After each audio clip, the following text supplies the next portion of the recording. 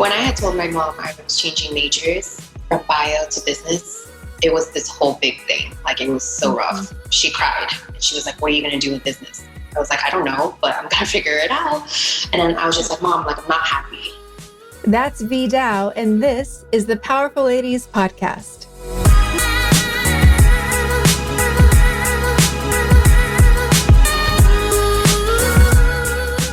Hey guys, I'm your host, Cara Duffy. In this episode, I'm excited for you to meet V Dow.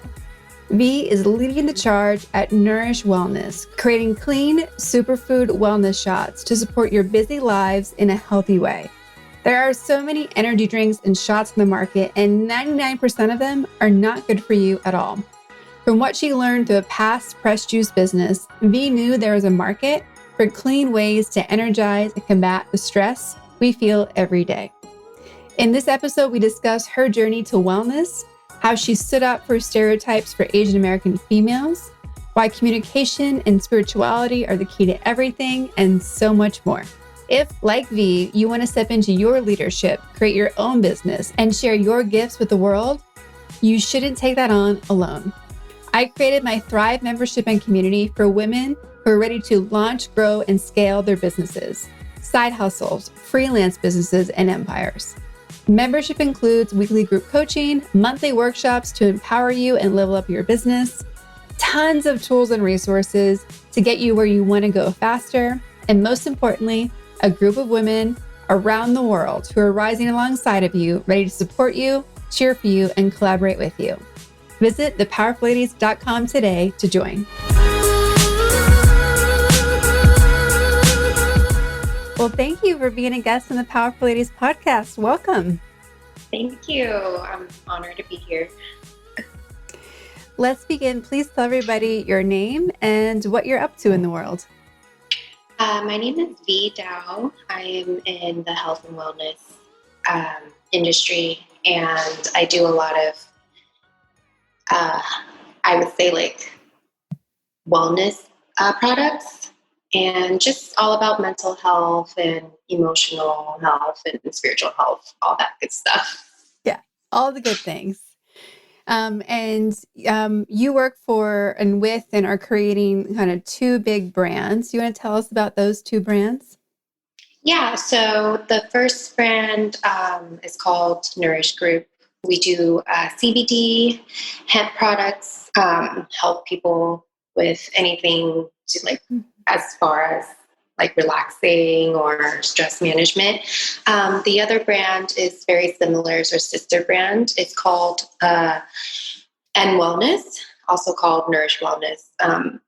We recently just started changing our branding for trademark reasons. But yeah, we do peak performance products and peak recovery products. So superfood ingredients, everything's clean.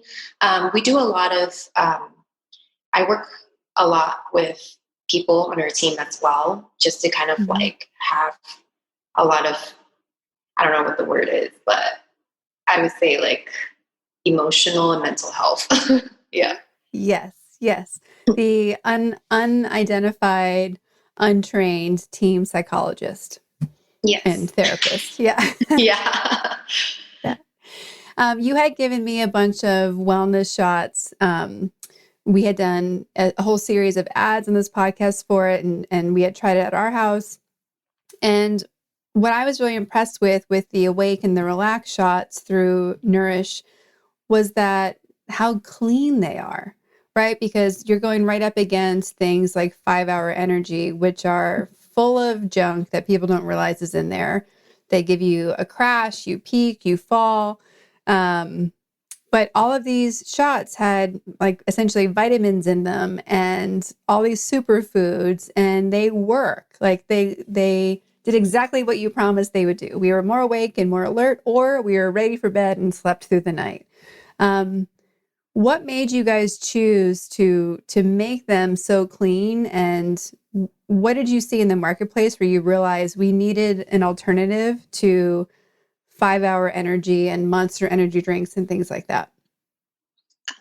This is going to be a long answer, but I think what inspired us to come out with something is I used to be in organic cold pressed juice. And I was juicing a lot, and I realized that a lot of our customers, they were just didn't like vegetables and fruits, and it was hard for them to drink. And, you have to be really committed. You really have to be knowledgeable, and it takes a lot of time to teach people what the benefits are. And so we decided that, coming out with these shots, it was going to be a good idea because it was only 2 ounce. And why not take something that, that only takes 30 seconds to drink, and, it gives you all of these benefits. And we do cater to a lot of, I would say like all marketplace, like, we see a lot of people taking a lot of energy drinks. A lot of our brand ambassadors have had issues in the past with energy drinks, and we wanted something that was clean but also revolutionary with the superfood. So the Wake Shot has ginger, turmeric, green coffee extract, and then our Relax has ashwagandha, valerian root, LT active. And, these two are just kind of like what you need daily for your, even if you have a crazy schedule, if you don't like, instead of drinking Red Bull 5-hour energy, or trying to drink alcohol at night, these shots will actually supplement your life in a better way. Yeah. And they taste good. It's not like you're drinking, some mud water that you're like, this is horrible. Please don't make me. Like they taste good. They're fresh. Like you said, it takes 2 seconds to, drink this tiny drink, and it has all these nutrients and benefits and all the immune supporting ingredients as well. What is it about our society today where we know that we want to be optimized, but so many people put junk in their bodies all the time to try to achieve greatness? And I mean, it baffles me, but like, what do you see working with these customers and the stress, I guess, to keep being optimized? Yeah, it's really important that we are able to function properly, and not only that, it's to function effectively and efficiently. So I feel like with these energy drinks, with a lot of chemicals in them, you are bound to have a crash, and eventually your health will kind of deteriorate if you don't take care of your body. And if you want to work efficiently, and if you want to kind of do the best that you can in life, taking care of your body comes first. And this is what we love to do. We're like, take care of your health, Yeah. Well, because then everything else you want in life, you get to build off of that, right? Yeah. So it's, you start with taking care of your body, your mind, everything. And then, these shots actually make you feel good because they're made with good intentions and love. And, people will actually feel happy when you take them because if it tastes clean and there's no crash at all. Yeah. Going back to when you were 8, did you ever think that this is the work that you would be doing, or what did you imagine when you were younger? No, not at all. I was born and raised in a very strict environment. The traditional Vietnamese family, they want you to become a doctor. They want you to become a nurse, a pharmacy, anything that makes you good money and stable. And I had no idea that I was going to do this, but I knew that I loved helping people. But I kind of took that chance of like rebelling against my parents a lot. And, taking organic chemistry was just like, I failed twice. And after that, I was just like, can't do this. Maybe I should go into business. And, and then I just did. I just went for it. So, yeah. Yeah. And what is you said you were juicing, that was your first business, and now you've moved on to here. What was it about taking care of people that Like, what led you to natural solutions and to this path that you're on now of like from the juicing to these supplements and to the wellness shots? Yeah, I started juicing and actually trying it out myself, like using organic ingredients because my friend was like, you have to start fasting, like try it out. It will change your life. And I did do a 3-day juice cleanse. And I was like really amazed. I was like, wow, what it does to your body, and you feel good and your skin is glowing. And then I actually did a 10-day juice cleanse during, when I was in that industry and in that business. And wow, I was like, it felt like I was high on life. And my body was just, I didn't eat anything, but it was just water and juice. And my body was just functioning so, like, it was just so clean. Like what they say is your body is kind of like a car, right? You need an oil change. So what the juice cleanse does is it cleanses out your intestines, your organs, so that you're able to function properly. Because as humans, we're not supposed to be eating so much. And with advertising and all this marketing around like big portions and they're so cheap, we should do it. It's just it takes a toll on your body after a while because your body's constantly working. But what fasting does is it gives your body a break to kind of clean everything out. And then once I started seeing the results for myself, I was able to talk to a lot of people, even in a farmer's market, and to explain to them the importance of like health and organic ingredients. And then it came on to this. And people knew like, this is what I do. And this is what I was like breathing and living. And they could tell like, in the way that I was speaking about certain like the health benefits of juicing. Yeah. Yeah. It's always great when you have such a profound personal experience, right? For you to like feel the difference. And the high you were talking about, right? When your body's like, no, we're fully optimized, like we're working and it's easier, right? Because there's so many things that we put into our body or the stress we put on our body that makes our body work harder than it has to. And that's where we're getting like brain fog and sluggish and inflammation and all these things. So through that fasting process, when you can be fasting and juicing and your body is working like minimally and it's able to get rid of some of the junk in the process, it's like your body saying thank you. Like, thank you for giving me a break. Thank you for putting good things into the system. So many people are trying different food lifestyles or food diets, and there's so many things out there.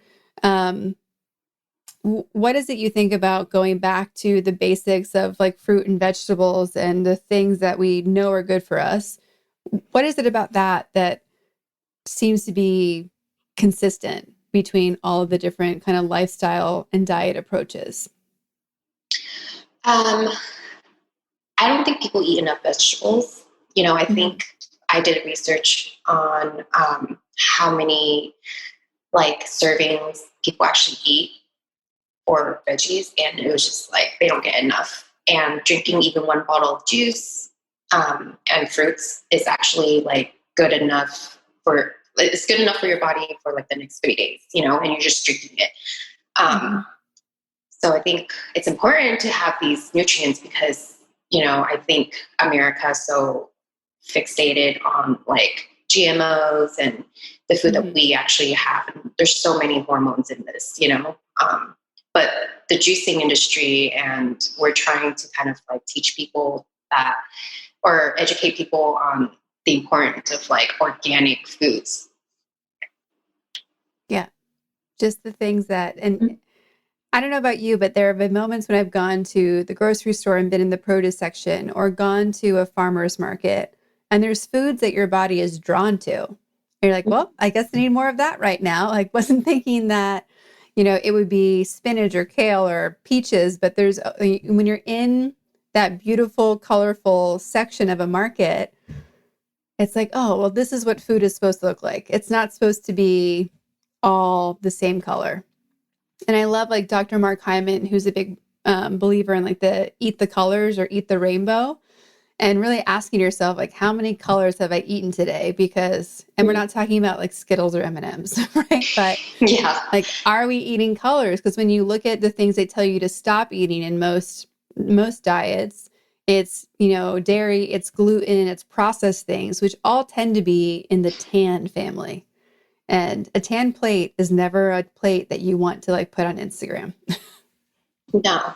Um, this is we're totally jumping to a different subject, but when you talk about the colors of, the different foods, it goes along with like the seven chakras. I don't know if you're familiar with the seven chakras when you do like yoga and, like I meditate a lot. So when I'm feeling off about something, my body is telling me like, I need this or that. And so like, if, for instance, you're craving beets, even eating red beets or drinking beet juice, it helps with a certain chakra in your body.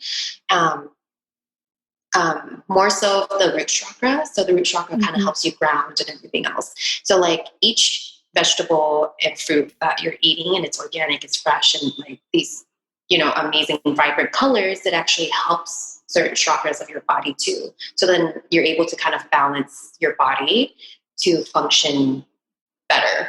And when you're more balanced, you think clearly, you're not, operating out of fear or operating out of emotions. So yeah, I love that. Well, we were first introduced because I was looking for panelists for our Powerful Conversation About America series for the Stop Asian Hate episode.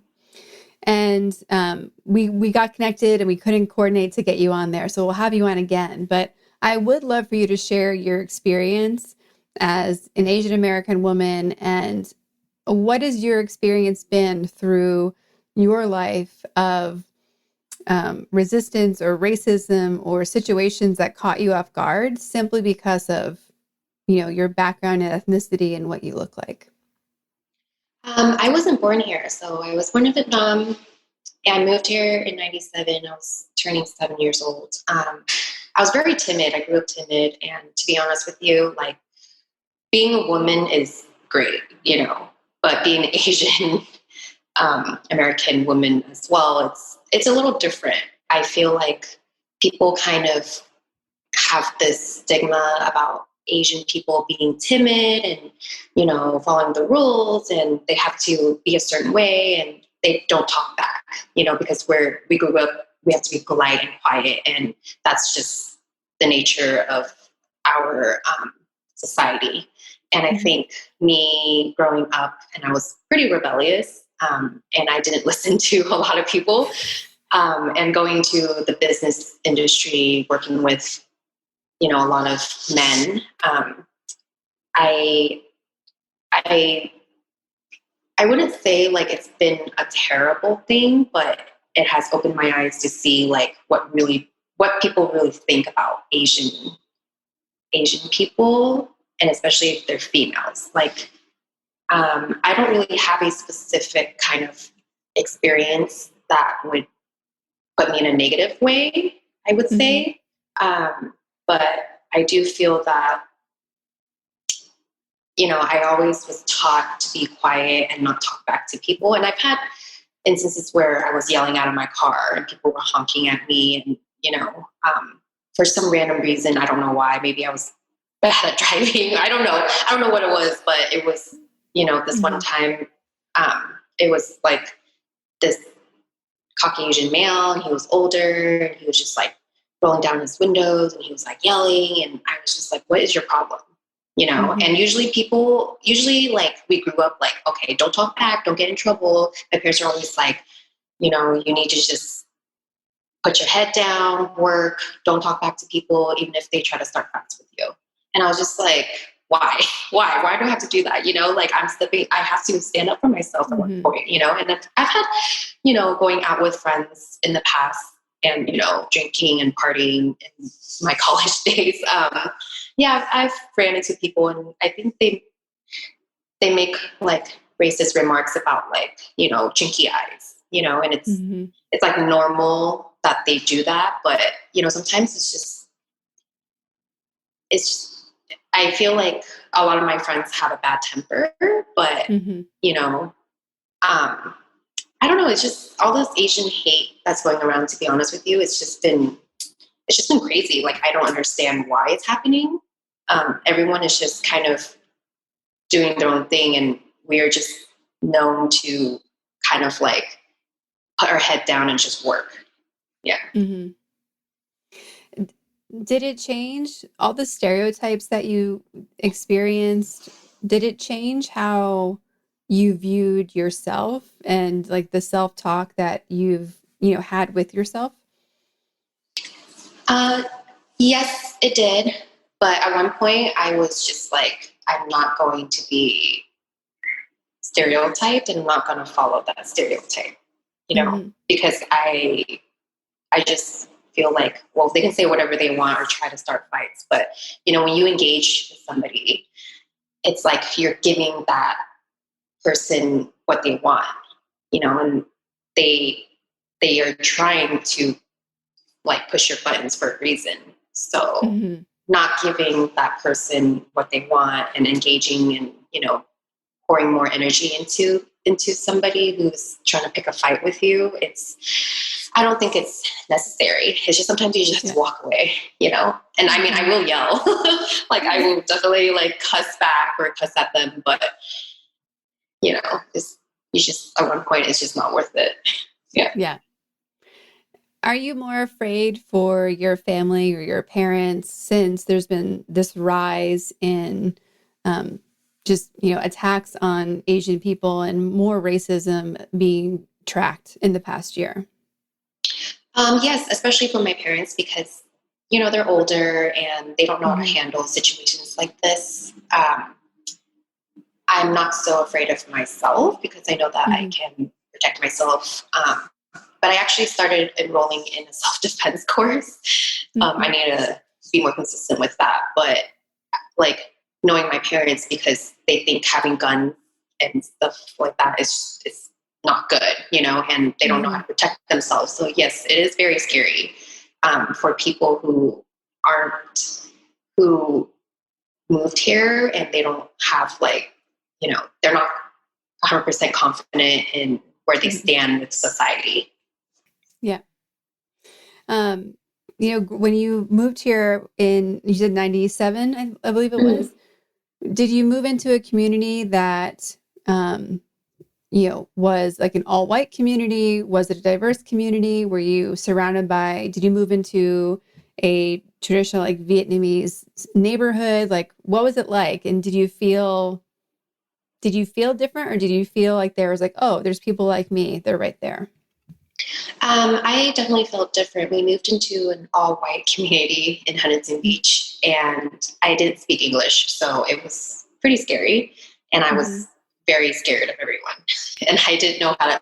But everyone was so nice to me growing up. I Mm-hmm. was probably like, me and my cousin were probably the only Asian females that were actually in our class. Mm-hmm. So it was really different for me. I wasn't that aware when I was younger, but growing up in that neighborhood, everyone was super nice, and Yeah. I did have some classmates that their grandparents were racist, and he would tell us like, you know, I don't know why, but we would be driving down the street, and his grandma would be like, oh, calling this person a certain name, and and he straight up told me like, yeah, I grew up in a racist family, and he's Mm-hmm. Caucasian, but he's not racist, and so Mm-hmm. it's crazy to see that like there's as children we grow up and we're like conditioned to think a certain way or feel a certain way and to judge people, but I'm just thankful for him that I forgot his name. It's been so long, but he was just like, I don't have a problem with other races. So Mm-hmm. I was impressed, and I was really young too. And for him to say that, but he outwardly admitted like, yeah, I grew up in a racist family. My parents are racist. Mm-hmm. Yeah. You had mentioned earlier that through a lot of your career, it's been you and a bunch of men, bunch of guys. Um, the pressures you felt in those environments, has that been, would you say it's been more that you were the only woman in the room or that you were only the woman of color in the room? I would say because I'm the only woman in the room. Yeah. I'm always around men, and they would make jokes like, well, you're basically a dude. And I was like, no, I'm not. But, it's just, I feel like being around men actually kind of empowers me in a way. In the beginning, I was very intimidated because I just didn't know how to stand my ground. But I think I'm learning to do that now, and being able to like set boundaries. It's hard because they just think like, oh, a pretty girl and you're in business, like they can just, they don't take you seriously. And it's been rough. I think that's the part that I've been trying to get over. And it's like, a challenge that I've had, but it's just my own mindset that I'm talking to myself, thinking that way. Yes. When you look back at your career and the different businesses that you've started and launched and built, what are you most proud of? I am most proud of, I think,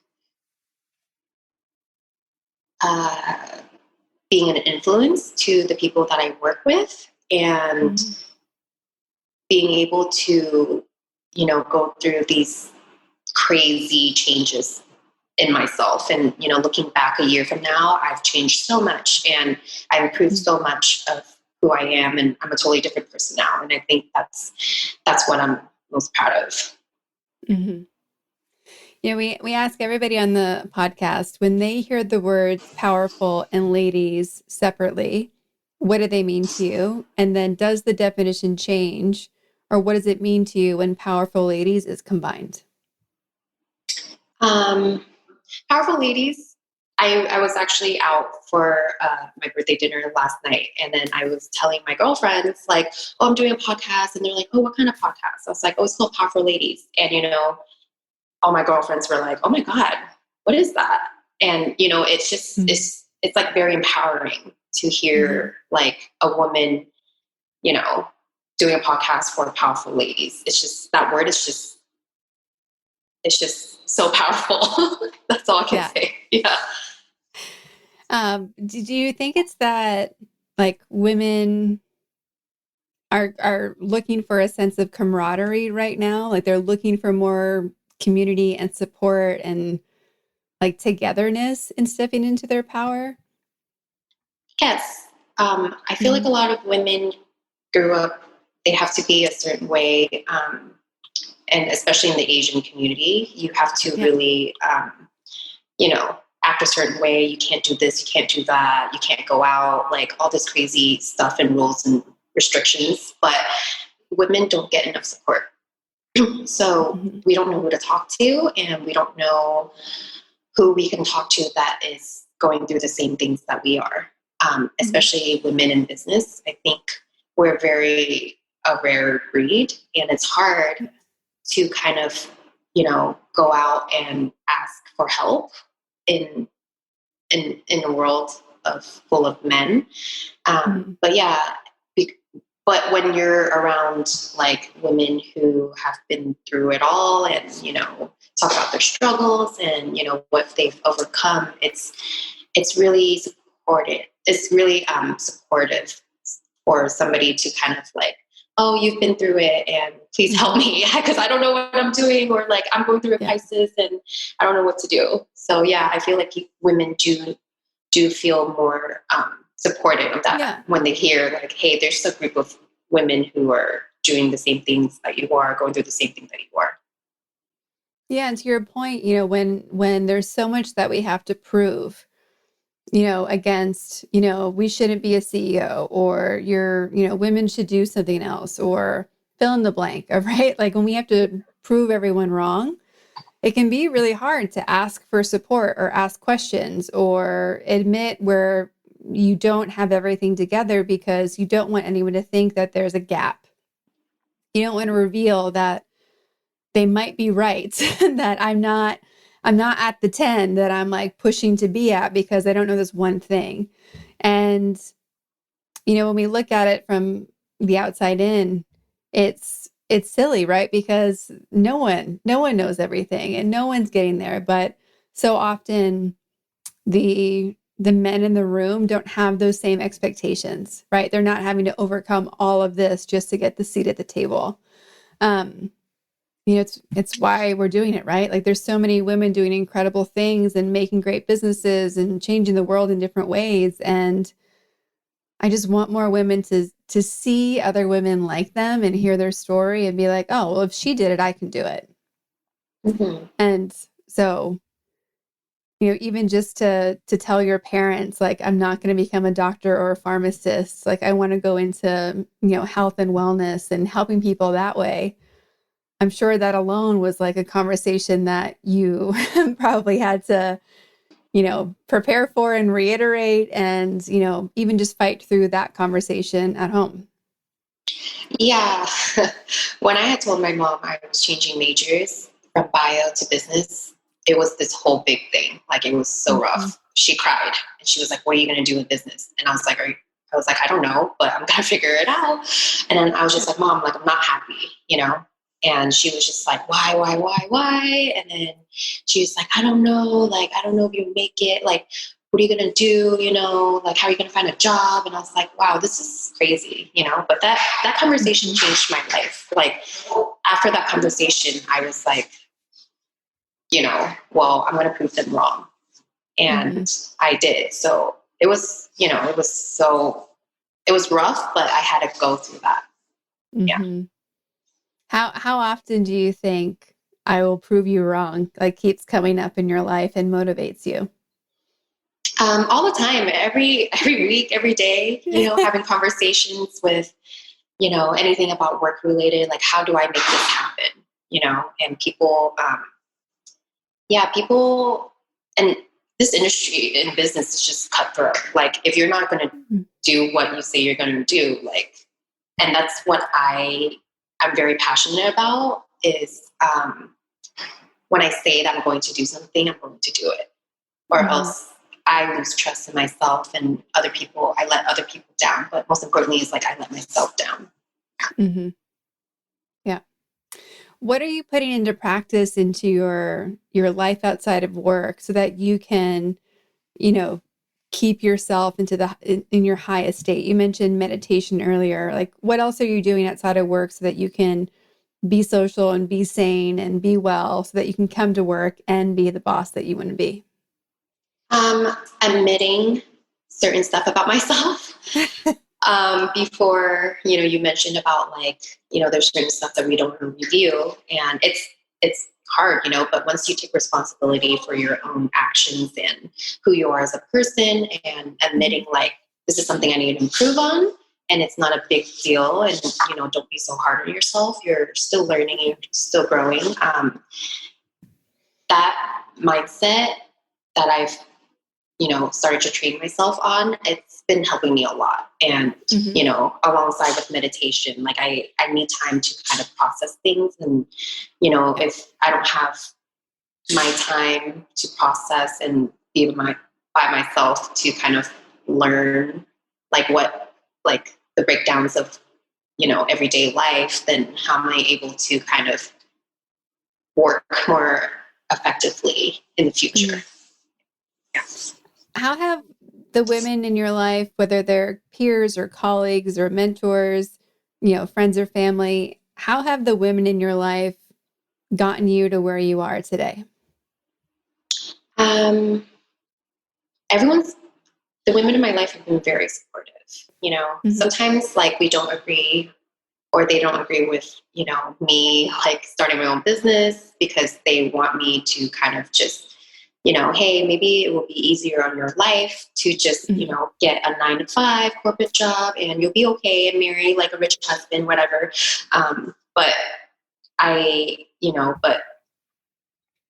but they are still supportive through any kind of choices that I make, and, whatever makes me happy, they're going to support me. So I think that's been very helpful.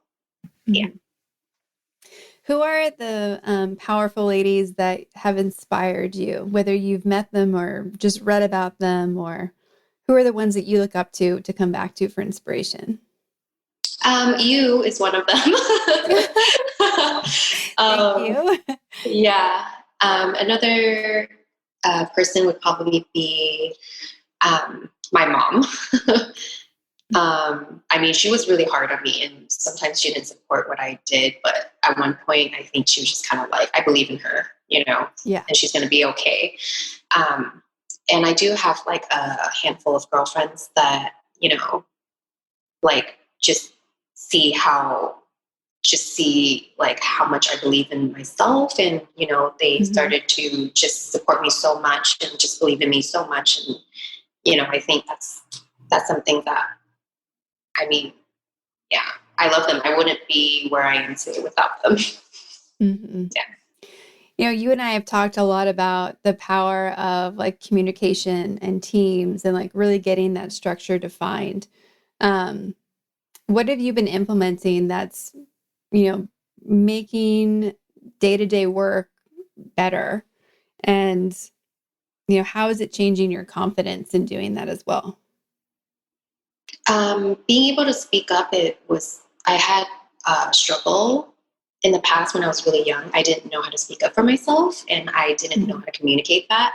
But I think in the last, 5, 6 months, I'm starting to realize like without communication, there's a lot of breakdowns and there's a lot of gaps that doesn't get filled, and things just fall into those gaps and nothing Mm-hmm. gets done. I've recently implemented kind of like a more like team quick 5-minute meetings once a week. But we do also have other meetings, but being able to speak up and,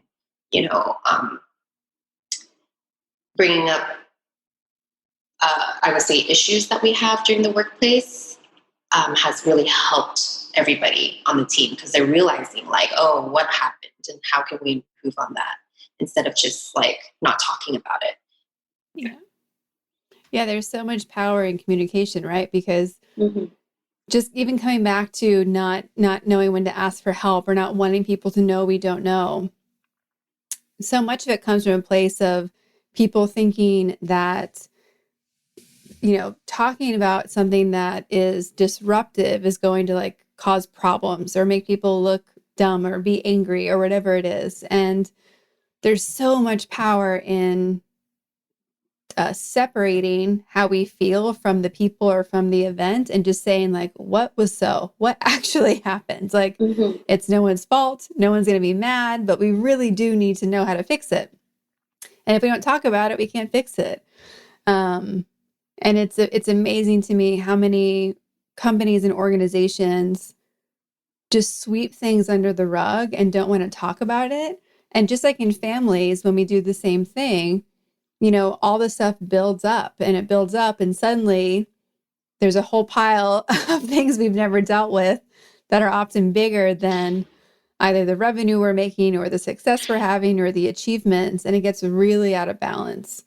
So I think it's so great that you're taking on, you know, being a space for communication at your companies and giving people the room to come to you, as you mentioned earlier, and just like stopping the nonsense when it comes to just being aligned, like being in the most basic forms of Mm-hmm. communication. Like, who are you? What are you doing? Here's the answer. What happens? Right? Like it's so simple. And all businesses are made up of people, and so we forget that we're dealing with not just the business issues, but we're dealing with the people and their issues within the business. And it's really a complex structure. There's whole majors, right, for organizational behavior and management, because it can be overwhelming. And I think it's unfortunate for not enough small to mid-sized companies are investing in training their people on leadership and communication and these kind of core fundamentals to just project manage better. But it changes everything. No, it really does. I mean, I work with a lot of people, and, everyone is starting to call me like, oh yeah, she's the one that's connecting the dots. And I'm like, yeah, I am. And it's just so crazy because people were so afraid to kind of like bring up issues because they didn't have solutions to it. And they didn't want to talk about it because it's like, it's a failure. It's like, oh, we failed. But it's like, we're trying to get into that habit of like, it's not failing, we're learning and we're going to improve. So let's not talk about like the negative, let's talk about like how things are going to be in the future in a positive way. And people just come to me with all types of issues. I'm like, oh, okay, this is cool, I guess. Yeah. I know, it's amazing how much time we can spend dealing with people issues, and you're like, I don't think I've done a project for the business today. Like, hold on. Yeah. A lot of times people just spend on like talking about like what went wrong, but it's like now, I kind of have to be like putting my foot down and be like, hey, let's not talk about the past. We're talking about what can be improved. Let's talk about solutions. Like, don't talk about the past anymore. It's just a waste of time. Yeah. Yeah. We ask everybody on the podcast where they put themselves in the powerful lady scale, 0 being average everyday human and 10 being the most powerful lady imaginable. Where would you rank yourself today, and has your rank changed over time? Oh, definitely. I think I would probably rank myself at a 7 now, which is pretty high up there. I just I started reflecting the last couple of days because my birthday was just yesterday, and I started to realize, Happy birthday. wow, thank you. And I've realized like, wow, I've come a long way, with all the stuff that I've been through, and, the improvements that I've had in myself and transforming myself to be, empowered. Yeah, it's amazing. I'm just so thankful. Well, and how great does it feel to make that, mental and time investment into yourself, right? Like what else do we have to do than make our lives more fun and more interesting and more powerful? I spend a lot of my time working on my spirituality, and I think that's really helped me in all aspects of my life.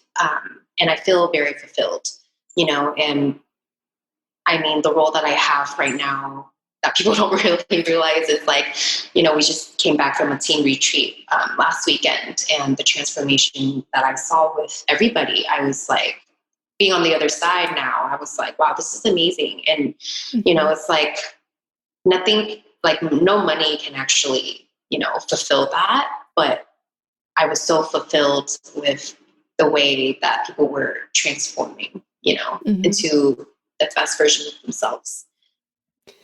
And is that a spirituality that has been passed to you from your parents, or is it one that you've discovered on your own?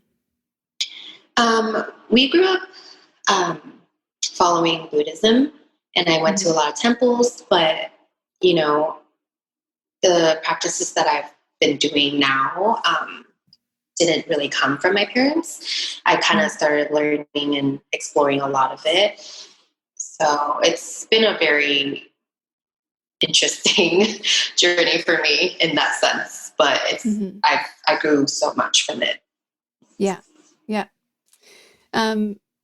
I couldn't imagine running a business and not having a spirituality system, because there's so much that's out of our control, and there's so much that we on the past couple of podcasts we've been talking about really needing this faith, like a belief in yourself, a belief that it'll work out, a belief that like things will work out. And because so often you'll be standing on one side of a cliff and know you need to get to the other one, but you can't see the bridge. So the amount of trust in yourself or belief or faith in yourself and, whomever or whatever is supporting you to take that first step and to say I'm not going to fall is like so crazy that I don't know, like, I don't know how you can take those leaps and take the risks in life if you don't have some sort of practice that you can go back to and get grounded in, and just not feel disconnected or alone. Because so often, if I'm totally in control and if I'm all powerful, well, that's disappointing because I know how powerful I am, and I'm like, well, that's not enough. Like, we're going to need more help to get through this, right? So whether it's human support system or a spiritual support system, like doing things alone, like it never works as big as it could. It's never as fun. It's never as easy. And, we hear a reoccurring theme on this podcast of like entrepreneurs' belief in something else, whether it's believing in the universe or believing in a specific religion, or even just believing that they can trust their heart and their intuition. Like, I don't know how people don't have something like that to keep moving forward sometimes. Yeah. I think a lot of people just operate out of fear a lot of times. And, now I'm trying to change the mindset of like, let's operate out of faith. You need to replace fear with faith. Like, don't freak out. Everything's going to be okay. Spirituality, I mean, it ties in with, how you believe in yourself and other people as well. Like, if you don't believe in yourself, nothing's going to work. If you don't believe in this idea, if you don't believe in this system, like, nothing is ever going to work. So you're just going to have to believe in it at the end of the day, or else, everything just doesn't work. It's like, the power of your mind and your, your creation of it. Like, your thoughts are so powerful. It's amazing what you can do. Yeah. Yeah. And I just want more people to know they can do it. Like, sometimes we think, especially when we're lower than where we want to be, we think that there's this hidden line where I can't have that. Only people over there can have that. And the people who we see being super successful, or the people who we see achieving some of these things that we're like, wow, that's incredible, they're no different than you and I. They're no different in regards to, being human and having doubts and having, fears and all these things. But what they have done is said, I'm going to do it anyway. We're going to figure it out. Like, they've taken that step that we were talking about into the unknown. And we don't need to have the whole plan to take that first step. We just need to know, I think there's a step here. Let's try. Like, take that step. And I don't know, for I know in my life and in many of the people we've had on this podcast, when you just start doing what you're supposed to do, and you're in action and you're sharing and you're asking for help and you're just like letting the world get involved in what you're up to, like, things just happen differently. Like, if people who are listening feel like they're hitting a wall over and over and over again, I would probably, one, stop and start meditating, but two, like, really be honest with yourself about, what am I doing? What am I avoiding? Like, what am I hanging on to that, like, continues to bring us to the locked door versus like the 50 open doors that are over here? Yeah. When you've gone through switching from fear to faith, I'm sure it's impacted more than your business life. Like, how has it shifted just your perspective on things in general? Less anxiety. I used to have just crazy anxiety as well, but now it's, just now if something, we have a breakdown, I'm just, it's like, okay, well, changing that mindset took me forever. Like, and asking for help was a really hard thing for me. I don't know what it was. It's like the way I grew up or something, or it's just, I was so conditioned to not ask for help. But now I'm realizing, like, you can't put everything on yourself. You work with a team, and you kind of have to be okay and admit, like, oh, I need help. And people, and that's when the magic happens, when you're, like you said, like admitting, like, and accepting, like, okay, well, this is not where we want it at. How can, what's going to make it happen? Like, who do we need to talk to or work with to make this happen? So what is next for Nurish? What's coming up? What are you excited about? We are rebranding our Nurish wellness shots. And it's exciting to do this whole revamp of our online store and our packaging. And it's going to be the same products, but that's something that we're working on. And me speaking my voice more, trying to kind of like going out there and talking about it more, because I used to be kind of a hermit about it. Like, I was like, oh, I don't want to talk about it. Like, nobody cares. Nobody's going to listen. But yeah, very exciting stuff that's coming. And I know you work with a lot of different athletes and influencers who are kind of brand ambassadors. Are you looking for more brand ambassadors? Like, if somebody's like, this is something I believe in, should they reach out to you? Yes, we are always looking for the right kind of influencer, I would say. Somebody in like health and wellness, definitely. That's always. Perfect. And what's your website? What are your handles? How can everybody follow and support you? So our Instagram handle is nwellness_, and then our website is nourishwellness.com, and Nurish is spelled NURISH wellness.com. Perfect. Well, it has been such a pleasure to have you on the podcast today. I loved our conversation. I think what you shared about the journey you've had of confidence and building communication and just the path, right? That fear to faith path, I think, is something that so many people listening right now really get. And to see that you're on the other side and continuing to grow and expand, I imagine is really inspiring for a lot of them. Yeah. Thank you so much. You're welcome. Yeah.